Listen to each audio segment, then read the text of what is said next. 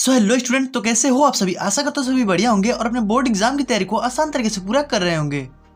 तो स्टूडेंट, आज की ये वीडियो आप लोग के लिए सबसे ज़्यादा इंपॉर्टेंट होने वाली है, क्योंकि आज की इस वीडियो में हम बात करेंगे क्लास 10th भौतिक विज्ञान से सबसे महत्वपूर्ण प्रश्नों को, जो कि आपके बोर्ड एग्जाम में देखने को मिलने ही वाले हैं। और ये आपके बोर्ड एग्जाम 2023 में आपको ये जो मैं 15 क्वेश्चन यहाँ पे बताने वाला हूँ, ये सबसे ज़्यादा महत्वपूर्ण प्रश्न है और ये आपके बोर्ड एग्जाम में 100% आने वाले हैं। बस आप इन्हीं प्रश्नों को याद कर लीजिए, तो आपका यहाँ पे भौतिक विज्ञान से जितने भी प्रश्न होंगे वो आपके यहाँ पे क्लियर हो जाएंगे और आपको इसमें कुछ भी पढ़ने की जरूरत नहीं होगी। ठीक है, तो जो भी आपके लघु उत्तरीय प्रश्न है और जो दीर्घ उत्तरीय प्रश्न है और जो भी इसके क्वेश्चंस आते हैं, ठीक है, भौतिक विज्ञान से, वो आपके यहाँ पे क्लियर हो जाएंगे आज।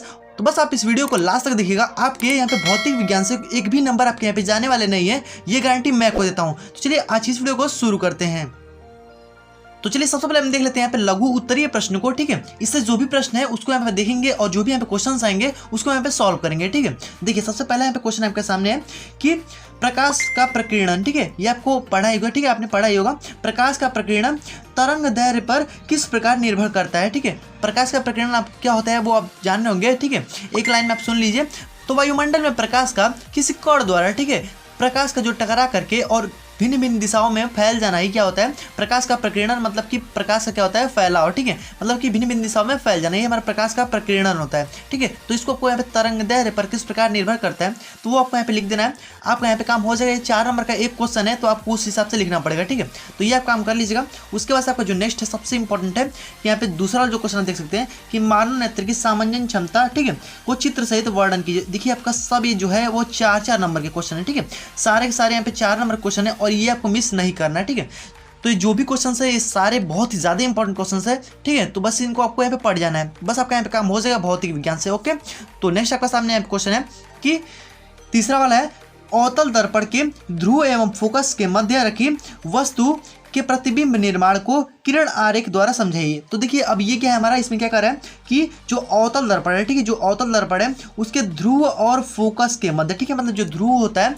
और उसके फोकस के जो मध्य में जो भी हमारे यहाँ पे वस्तु रखी हुई है उसके द्वारा जो प्रतिबिंब का निर्माण होगा, मतलब उसके द्वारा जो हमारा आरेख बनेगा, तो उसको यहाँ पे दिखाना है। तो बस आपको उतना बना देना है, तो इस पर आपको यहाँ पे 4 नंबर मिल जाएगा। ठीक है, तो ये बस आपको उतना काम करना है और इस पर आपको 4 नंबर मिल जाएगा। ओके, तो देखिए अब जो नेक्स्ट आपका सामने क्वेश्चन है चौथा वाला कि विद्युत प्रतिरोध को परिभाषित कीजिए। ठीक है, तो विद्युत प्रतिरोध क्या होता है, इसको भी आप एक लाइन में सुन लीजिए। तो विद्युत प्रतिरोध क्या होता है, मतलब किसी परिपथ में, मतलब जो एक धारा बह रही है, ठीक है, उसके मार्ग में क्या होता है, अवरोध उत्पन्न कर देता है। तो क्या हो जाता है, वही हमारा प्रतिरोध हो जाता है। मतलब कि उसको, मतलब धारा को बढ़िया तरीके से जाने नहीं देता है, उसमें अवरोध उत्पन्न करता है, तो वही हमारा प्रतिरोध हो जाता है। ठीक है, मतलब कि धारा को अच्छे तरीके से प्रवाहित नहीं होने देता है, वही हमारा प्रतिरोध होता है, मतलब उसके मार्ग में अवरोध को उत्पन्न कर देता है। ओके, तो ये हमारा हो जाएगा प्रतिरोध। ठीक है, विद्युत प्रतिरोध। तो बस आपको इतना लिख देना है। आपका यहाँ पे इस पे 4 नंबर के क्वेश्चन है, तो आपको थोड़ा सा बढ़ा चढ़ा के भी इसमें लिख दीजिएगा। ओके, और इसमें अगर आप यहाँ पे आरेख भी बना देते हैं तो आप उसमें बड़े नंबर दीजिएगा। ठीक है, तो ये आपको इतना काम कर लेना है। उसके बाद से नेक्स्ट आपका 5वां क्वेश्चन आता है।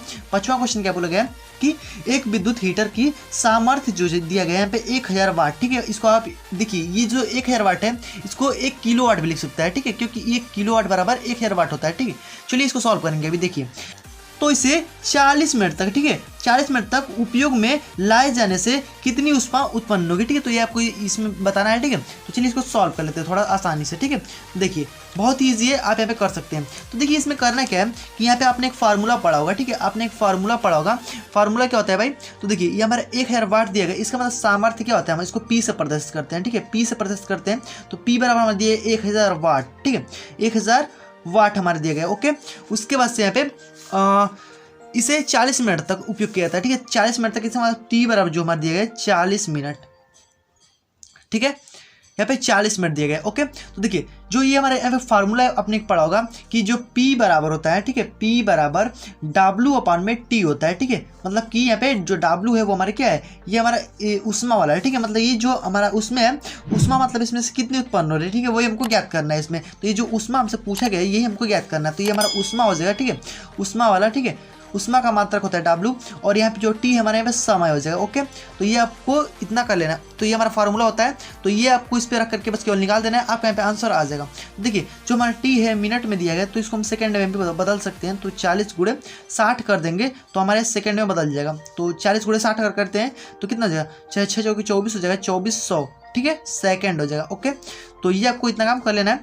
तो ये आपको हो जाएगा 2400 सेकेंड। ओके, तो इसको अगर सॉल्व करके बस इसको इसमें मान को रख दीजिएगा तो हमारा हो जाएगा W इक्वल टू PT है ना, यहाँ पे हमारे इसको इधर भेज देंगे तो हमारे PT हो जाएगा। तो यहाँ पे P हमारा 1000 दिया गया है और इंटू में 2400 है, ठीक है। तो इसको सॉल्व करेंगे तो W बराबर 1000, यहाँ पे 3 जीरो है, यहाँ पे 2 जीरो है, तो हमारा कितना हो जाएगा, यहाँ पे 24 गुणे 10 के पावर पे 5, ठीक है।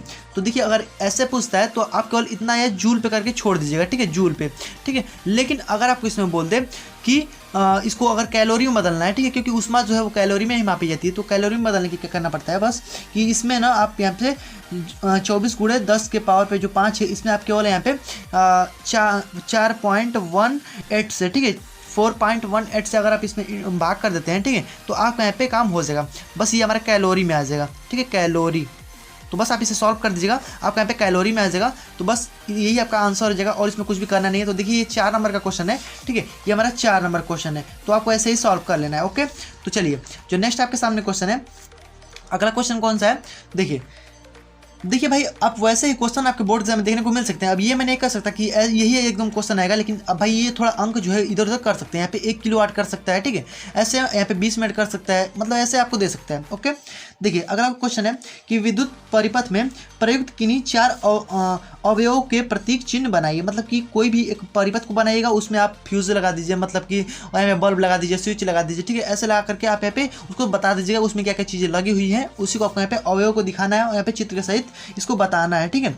तो आपका यहाँ पे काम हो जाएगा 4 नंबर का। ओके, देखिए भाई ये सबसे ज़्यादा इंपॉर्टेंट क्वेश्चन है, बस केवल इन्हीं को पढ़ना है, पूरे बुक से मैं बता रहा हूँ और आपको कोई भी पढ़ने की जरूरत नहीं है, ठीक है। चलिए नेक्स्ट जो आपके सामने क्वेश्चन है कि निकट दृष्टि दोष, ठीक है, यहाँ पे 7वां जो क्वेश्चन है, निकट दृष्टि दोष क्या है, ठीक है, और यहाँ पे इसके क्या कारण है, ठीक है, और इसके निवारण की विधि सचित्र समझाइए। मतलब कि इसके जो कारण को बताना है और यहाँ पे जो निवारण है इसको भी बताना है। तो देखिए जो दूर दृष्टि दोष है और जो निकट दृष्टि दोष है, ठीक है, दोनों को आप पढ़ लीजिएगा, दोनों से आपको क्वेश्चन जो कि बोर्ड एग्जाम में देखने को मिलेंगे और ये 100% इससे हमेशा जो कि बोर्ड एग्जाम में क्वेश्चन पूछा जाता है। तो इसमें आपका यहाँ पे 4 नंबर का ईजिली हो जाएगा, ये 5 नंबर में भी पूछ सकता है आपको, ठीक है।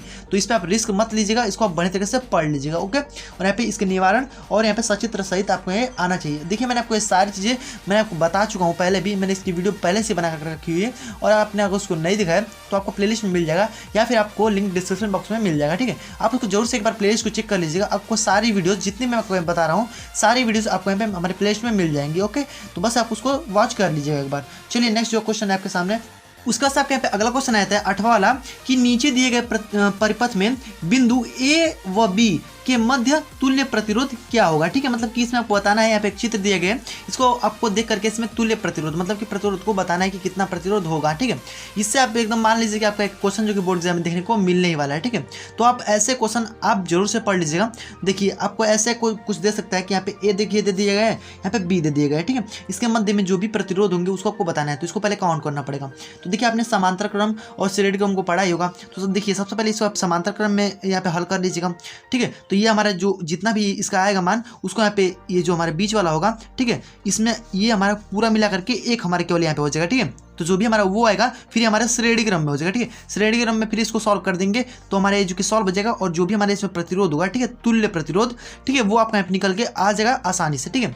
तो और इसमें कुछ भी करना नहीं है, बस समांतर क्रम पहले लगाइएगा इसको, उसके बाद से श्रेणी क्रम आपका यहाँ पे निकल के आ जाएगा, ठीक है। तो ऐसे क्वेश्चनों को आप जरूर से पढ़ लीजिएगा जो कि मैं आपको बता रहा हूँ यहाँ पे क्वेश्चन। तो देखिए इस समय जो कि बोर्ड एग्जाम में क्या हो रहा है कि बहुत ही ज्यादा जो कि क्वेश्चन भी देखने को मिल रहे हैं, तो बस आप क्वेश्चनों पर ज्यादा ध्यान दीजिएगा, ठीक है। और जैसे जैसे मैं आपको क्वेश्चन बता रहा हूँ वैसे क्वेश्चनों पे आप ध्यान दीजिएगा, ठीक है। और जो भी मैं आपको प्रश्न दिया हूँ बस केवल इन्हीं प्रश्नों को याद कीजिए और मैं आपको बता रहा हूँ कि और कोई भी प्रश्न आपको पढ़ने की जरूरत नहीं है, ठीक है। तो बस ऐसे आप प्रश्नों को पढ़िए और आपको कोई भी दिक्कत नहीं होगा बोर्ड एग्जाम में, ठीक है। चलिए नेक्स्ट जो क्वेश्चन है आपके सामने, तो अगला क्वेश्चन आपके सामने है 9वां वाला, ठीक है, कि एक तार के सिरों का विभवांतर 1.5 वोल्ट, ठीक है, 1.5 वोल्ट है, इनमें धारा प्रवाहित होने से 20 सेकेंड में 15 जूल, ठीक है, 15 जूल ऊर्जा प्राप्त होती है। तो तार में प्रवाहित धारा की गणना कीजिए। तो चलिए भाई इसको हम यहाँ पे सॉल्व कर देते हैं, ठीक है। इसको सॉल्व करके बता देते हैं आपको कैसे इसको सॉल्व करना है, तो देख लीजिए एक बार। देखिए यहाँ पे हमारा वोल्टेज कितनी दिया है, मतलब एक तार है, देखिए एक तार के सिरों का विभवांतर जो वो दिए गए हैं यहाँ पे, मान लीजिए हमारे तार है, ठीक है, एक हमारे तार है, इसके जो कि सिरों का विभवांतर कितने दिए गए, तो ये जो हमारे विभवांतर है, ठीक है, ये हमारे 1.5 वोल्ट दिए गए, ठीक है, 1.5 वोल्ट दिए गए, इसको हम सॉल्व कर रहे हैं, ठीक है। देखिए तो ये हमारा 1.5 वोल्ट दिया गया और इसमें मान लीजिए आई धारा यहाँ पे प्रवाहित हो रही होगी, ठीक है, आई धारा मान लीजिए प्रवाहित हो रही है और उसमें धारा प्रवाहित होने से 20 सेकंड तक, ठीक है, मतलब जो टी इक्वल टू यहाँ पे सबसे पहले हमारा भी दिया गया है, ठीक है, भी इक्वल टू हमारा 1.5 वोल्ट दिया गया, ठीक है, 1.5 वोल्ट। उसके बाद हमारा टी मतलब कि यहाँ पे समय जो कि 20 सेकंड दिया गया है, ठीक है, 20 सेकंड, ओके। उसके बाद से यहाँ पे दिया गया है कि 15 जूल ऊर्जा प्राप्त होती है, मतलब कि यहाँ पे 20 सेकंड में कितने 15 जूल ऊर्जा जो कि प्राप्त होती है, ठीक है।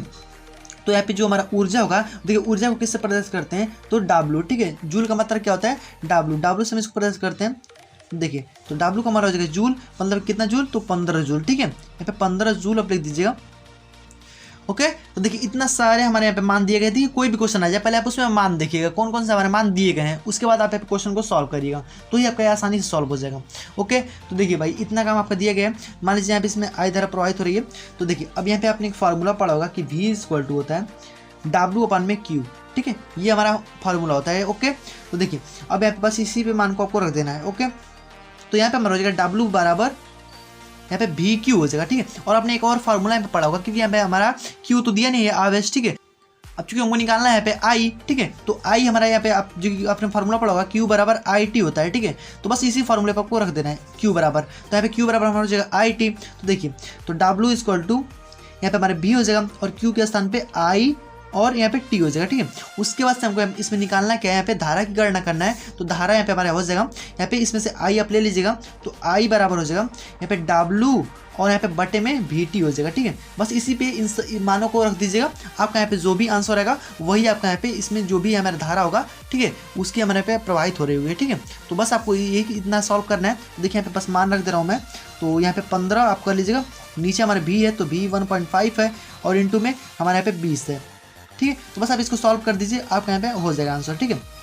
तो बस देखिए इतना क्या करना है, इसको यहाँ पे हटा दीजिए, यहाँ पे 0 लगा दीजिए, फिर यहाँ पे हमारा 20 से इसको काट दीजिए, ठीक है, मतलब यहाँ 15 दाम है 150, ठीक है। उसके बाद से हमारा 10 बटे में 20 हो जाएगा, उसके बाद से हमारे जो कि 1/2 हो जाएगा, ठीक है, 1/2। तो हमारे यहाँ पे भाग नहीं जाएगा तो 0 लगा देंगे, उसके बाद 10 उसके बाद से हमारा 2 × 5 = 10 हो जाएगा, मतलब कि 0.5 जो है एम्पियर ये हमारा धारा जो है इसमें प्रवाहित हो रही है। देखिए मैं आपको यहाँ पे सॉल्व करके भी दिखा दिया, ठीक है। तो देखिए बहुत ही ईजी सवाल आपसे पूछेगा, आपको बस बोर्ड एग्जाम थोड़ा सा ध्यान देना है, आप आसानी से सवालों को सॉल्व कर पाएंगे, ओके। तो देखिए ऐसे ऐसे क्वेश्चन आपको पढ़ के जाना है बोर्ड एग्जाम में, ओके। तो देखिए नेक्स्ट जो आपके सामने क्वेश्चन है कि 250 वोल्ट तथा 5 एम्पियर फ्यूज वाले परिपथ में 25 वाट के कितने बल्ब जल सकते हैं, ठीक है। तो चलिए इसको भी हम आप सॉल्व करके दिखा देते हैं। तो देखिए यहाँ पे दिया क्या गया है भाई, तो यहाँ पे हमारा दिया गया कि 250 वोल्ट, ठीक है, 250 वोल्ट। यहाँ पे क्वेश्चन जो अगला है हमारा 250 वोल्ट क्वेश्चन जो है हमारा, देखिए हमारे इसमें क्या क्या दिया गया है कि यहाँ पे 250 वोल्ट, ठीक है, मतलब 250 वोल्ट तथा 5 एम्पियर फ्यूज वाले एक परिपथ में 25 वाट के कितने बल्ब जल सकते हैं, ठीक है, मतलब कि कितने बल्ब जो कि 25 वाट के जल सकते हैं। यहाँ पे 5 एम्पियर का एक फ्यूज लगा हुआ है, ठीक है। तो देखिए मतलब कुछ इस प्रकार से इसका डायग्राम है कि ये मान लीजिए एक परिपथ है यहाँ पे 5 एम्पियर का, ठीक है, 5 एम्पियर का हमारे फ्यूज लगा हुआ है कि मतलब कि 5 एम्पियर से इसमें ज़्यादा धारा प्रवाहित नहीं होगी, ठीक है, मतलब कि उससे अगर ज़्यादा धारा प्रवाहित होगी तो ये गल जाएगा, ठीक है। उसके बाद से मतलब कि यहाँ पे बस यहाँ पे कौन सा मतलब कितना वोल्ट है, तो यहाँ पे 250 वोल्ट है, मान लीजिए यहाँ पे 250 वोल्ट की यहाँ पे बैटरी लगी हुई है, ठीक है, 250 वोल्ट। तो मतलब यही बोल रहा है कि इसमें कितने जो कि 25 वाट के बल्ब को जला सकते हैं, ठीक है, मतलब कितने हम इसमें 25 वाट के बल्ब को जला सकते हैं, बस यही आपको इसमें बताना है। तो देखिए कैसे आप इसे करेंगे, तो मान लीजिए कि इसमें n बल्ब को हम यहाँ पे जला सकते हैं 25 वाट के, ठीक है। तो हमारे जो कि कितना हो जाएगा, तो हमारे जो बल्ब होगा तो हमें यहाँ पे 25 वाट के मतलब मान लीजिए P बराबर यहाँ पे हम 25, ठीक है, 25, ठीक है, 25 हमारा हो जाएगा। तो हम कितने बल्ब को यहाँ पे मतलब कि 25 वाट के n बल्ब को, ठीक है, मतलब 25 वाट के हम यहाँ पे मान लीजिए कि n बल्ब को जला सकते हैं, ठीक है। इतना आपको क्लियर हो गया, तब कि हम यहाँ पे 25 वाट के n बल्ब को यहाँ पे जला सकते हैं, ठीक है। तो यहाँ पे 25 वाट हो जाएगा हमारे यहाँ पे, ठीक है, क्योंकि हमारा सामर्थ्य है P बराबर हमारे वाट होगा, ठीक है। तो हमारे हो गया P बराबर, उसके बाद हमारा दिए गया है यहाँ पे V बराबर, ठीक है, V बराबर दिया गया 250 वोल्ट, ठीक है, 250 वोल्ट दिया गया। और जो I मतलब मैक्सिमम जो धारा है I मैक्स ये हमारा दिया गया 5, ठीक है, 5 एम्पियर, ओके। तो देखिए ये आपको बस अपने फॉर्मूला में पढ़ा होगा कि P बराबर यहाँ पे I और V मतलब कि VI, ठीक है, ये अपने फार्मूला पढ़ा है, ठीक है, बस इसी फार्मूले को इसको रखना है, ओके।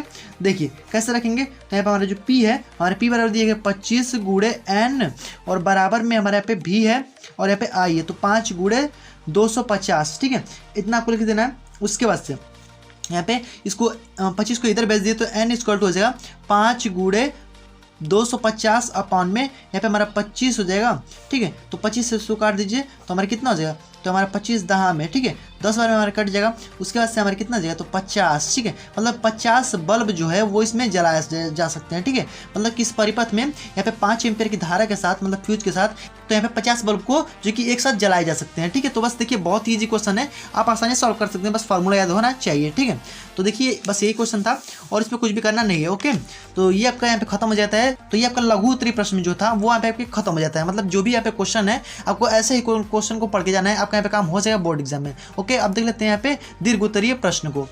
तो देखिए दीर्घ उत्तरीय प्रश्न में सबसे महत्वपूर्ण क्या है कि यहाँ पे मानव नेत्र, ठीक है, मानव नेत्र की संरचना जो है वो सचित्र वर्णन आपको समझाना है। यहाँ पे मतलब सचित्र इसका वर्णन करना होता है। ये आपका हमेशा जो कि बोर्ड एग्जाम में पूछा जाता है और ये आपका यहाँ पे 6 नंबर का आपके बोर्ड एग्जाम में पूछा जाएगा। तो आप इसे मिस बिल्कुल भी मत करिएगा। ठीक है, ये 6 नंबर का आपके बोर्ड एग्जाम में पूछा जाएगा और इसको मैंने पहले से आपको बना कर रखा हुआ वीडियो। ठीक है, आपको आसानी से मैं समझाया भी हूँ कि कैसे कैसे आप इसको आसानी से लिख सकते हैं। भाई बस आप उस वीडियो को देख लीजिएगा। ठीक है, एक बार देख लेंगे तो आपको क्लियर हो जाएगा मानव नेत्र, उसमें आपको कोई भी दिक्कत नहीं होगा, ये गारंटी मेरी है।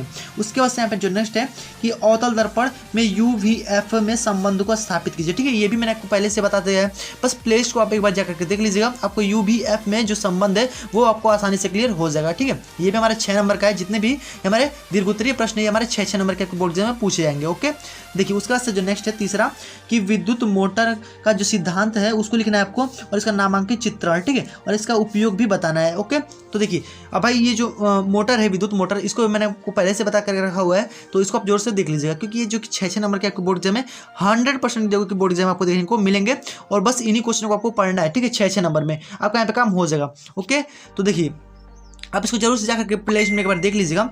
ठीक है, उसके बाद यहाँ पे जो चौथा क्वेश्चन है कि विद्युत चुंबकीय प्रेरण की परिघटनाओं को समझाइए। विद्युत जो चुंबकीय प्रेरण होता है, ठीक है, इसको आपको परिघटनाएं जो है उसको आपको समझाना है और यहाँ पे इसके सिद्धांत पर कार्य करने वाले प्रत्यावर्ती धारा डायनेमो, जो डायनेमो होता है इसी के सिद्धांत पे जो कार्य करता है प्रेरण के सिद्धांत पे, तो उसकी जो क्रियाविधि है या फिर कार्यविधि का सचित्र को वर्णन करना है। ठीक है, तो ये भी आपका बोर्ड एग्जाम में 6 नंबर का पूछेगा। तो देखिए बस इन्हीं क्वेश्चनों को पढ़ना है दीर्घ उत्तरीय प्रश्न में। ठीक है, आपका यहाँ पे काम हो जाएगा और इसमें आपको कोई भी पढ़ने की जरूरत नहीं है। तो बस दीर्घ उत्तरीय प्रश्न में इतना पढ़िए, लघु उत्तरीय प्रश्न में मैंने आपको जितना बताया केवल उतना आपको पढ़ लेते हैं। तो आपका यहाँ पे भौतिक विज्ञान से, ठीक है, जो भौतिक विज्ञान है इससे आपका यहाँ पे क्वेश्चन जो है वो क्लियर हो जाएगा आपके बोर्ड एग्जाम में। ठीक है, और इसमें आपको जो भी 20 नंबर के क्वेश्चन पूछ जाते हैं भौतिक विज्ञान से केवल आपका यहाँ पे क्लियर हो जाएगा आसान तरीके से। तो बस आपको केवल इतना ही पढ़ना है। नेक्स्ट वीडियो में यहाँ पे केमिस्ट्री का और बायो का भी देख लेंगे। तो आज की वीडियो में इतना ही था। तो अगर आपको वीडियो थोड़ा सा पसंद है तो फिर वीडियो को लाइक कर दीजिएगा, चैनल पे अगर नए हैं सब्सक्राइब कर लीजिएगा और जो नोटिफिकेशन मिल होगा उसको ऑल पे जो प्रेस कर दीजिएगा, क्योंकि जब भी हम और भी ऐसे आपके लिए बोर्ड एग्जाम से रिलेटेड वीडियोस को अपलोड करेंगे तो नोटिफिकेशन आपको सबसे पहले पहुंच जाए। तो फ्रेंड्स मिलते हैं नेक्स्ट वीडियो में, तब तक के लिए गॉड ब्लेस, वंदे मातरम।